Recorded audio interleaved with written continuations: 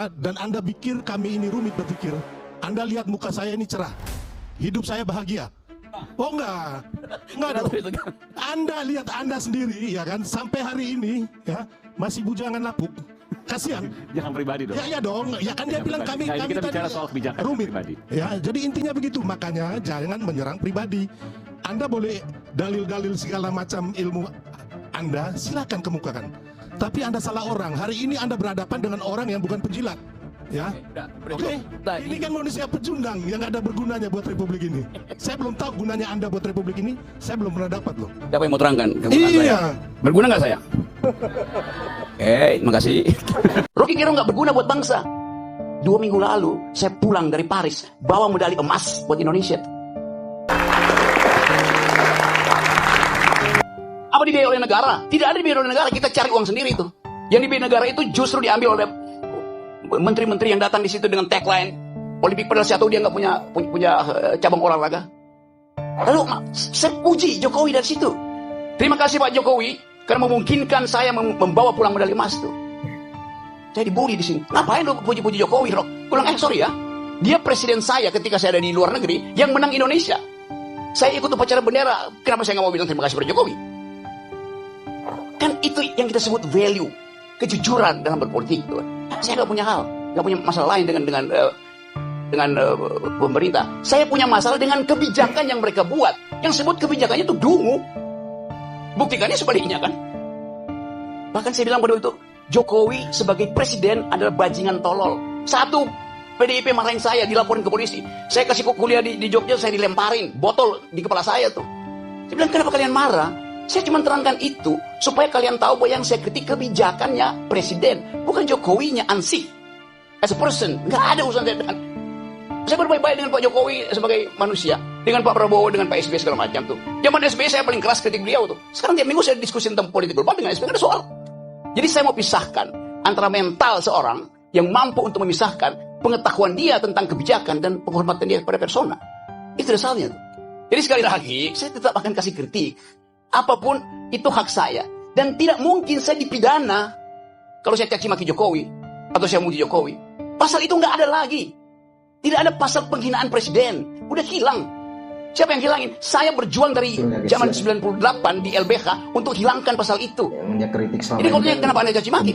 Pasal itu nggak ada. Kenapa dia? Saya yang kita di LBH, Bu Yunus Nasution. Saya penasihat ahli Bu Yunus Nasution dalam soal-soal untuk membereskan demokrasi kita. Jadi dari 98 saya tahu akal pikiran tentang perubahan konstitusi itu. Anda caci maki aja, nggak akan Anda dipidana. Karena rakyat Indonesia melalui ketetapan MPR mengerti bahwa presiden itu bukan orang, dia fungsi, dia jabatan publik. Tidak boleh dilekatkan pada dia prinsip-prinsip pada hukum pidana, nggak bisa. Yang tidak boleh kita caci maki adalah manusia di dalam keadaan pertemanan atau Anda kenal. Orang yang nggak kenal Anda caci maki, dia nggak bakal tersinggung. Demikian juga dalam perdebatan. Debat itu adalah kemampuan untuk mengolah argumentasi itu. Itu aja. Sebagai dosen, saya mengajar dari S1 sampai S3. Yuk bayangin coba. Dengan metodologi yang sama itu. Cara berpikir. Jadi bagi saya nggak ada soal itu. Saya akan terus kasih kritik. Saya akan terus kasih argumen. Tapi saya mencintai bangsa ini. Negeri ini saya cintai itu.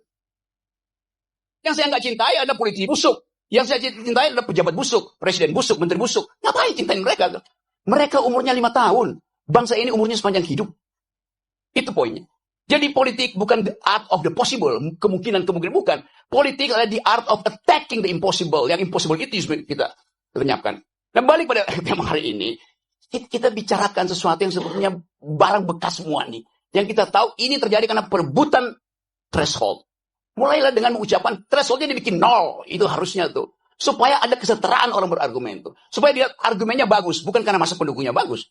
Karena itu, saya terus mengatakan bahwa untuk menjadi calon presiden, calon wakil presiden, calon gubernur, calon bupati, calon apa aja, pakai prinsip pertama bukan elektabilitas, tapi etikabilitas. Ini calon pejabat ini pernah berbohong nggak? Pernah nyolong nggak? Kalau dia lolos etikabilitas, saya uji yang kedua, intelektualitas. Karena dia mesti berdebat dengan pemimpin dunia. Itu pentingnya latihan perdebatan. Dasar perdebatan adalah konstruksi berpikir. Dasar perdebatan adalah kemampuan untuk mengolah pikiran, bukan sekedar untuk retorika, tapi dengan logika. Ya. Jadi kalau seseorang pemimpin, pilkada misalnya, dia lolos etikabilitas, oke, bagus, moralnya bagus, tunggu dulu, belum selesai. Apakah dia mampu untuk mengunyah konsep ilmu pengetahuan, sejarah, etc. Jadi loloskan dia secara etikabilitas, loloskan dia secara intelektualitas, baru dia kita izinkan diuji elektabilitasnya. Begitu logikanya tuh. Bukan elektabilitasnya diuji duluan. Elektabilitasnya bisa disogok ke lembaga-lembaga survei kok. Nah, saya ingin didik bangsa ini sebagai seorang yang memilih profesi dosen, guru, supaya jujur dalam berargumentasi. Saya bukan politisi. Saya dosen dan pendaki gunung. Saya terlibat dalam politik karena saya pikir politik itu mesti diasuh dengan force of better argument. Force of the better argument. Siapa punya argumen terbaik, dia boleh ajukan itu sebagai dalil tuh. Gak boleh ada sentimen di situ kan. Karena itu saya memilih untuk menghina Presiden Jokowi.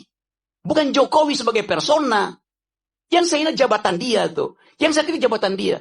Rocky Gerung menghina presiden. Loh, presiden bukan orang, presiden itu fungsi jabatan. Presiden ada martabat. Presiden tidak punya martabat.